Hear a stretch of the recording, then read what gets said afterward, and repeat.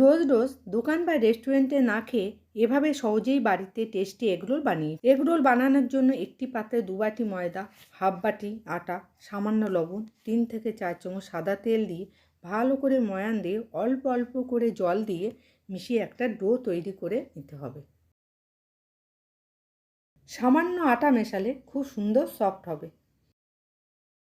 এখানে কিছু সবজি ঝিরি করে কেটে নিয়েছি: পেঁয়াজ, ক্যাপসিকাম, গাজর, কাঁচা লঙ্কা। এবার ডো থেকে লেচি কেটে গোল গোল করে নিতে হবে।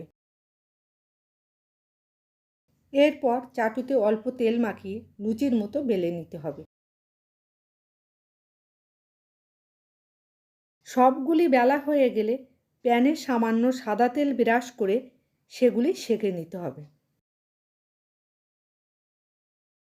এবার প্যানে সাদা তেল দিয়ে তেল গরম হলে ক্যাপসিকাম, গাজর, লঙ্কা একে একে সব সবজিগুলি 50% মতো ভেজে তুলে নিতে হবে। একটি বাটিতে 2টি ডিম ভেঙে নিয়ে ওর মধ্যে সামান্য লবণ, একটু মরিচ গুঁড়ো দিয়ে ভালো করে ফাটিয়ে নিতে হবে।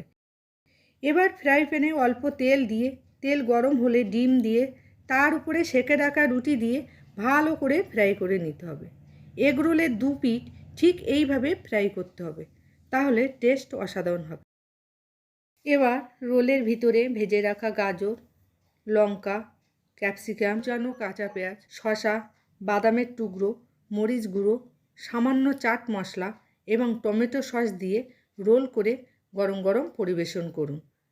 ভিডিওটি ভালো লাগলে লাইক, শেয়ার এবং সাবস্ক্রাইব করুন।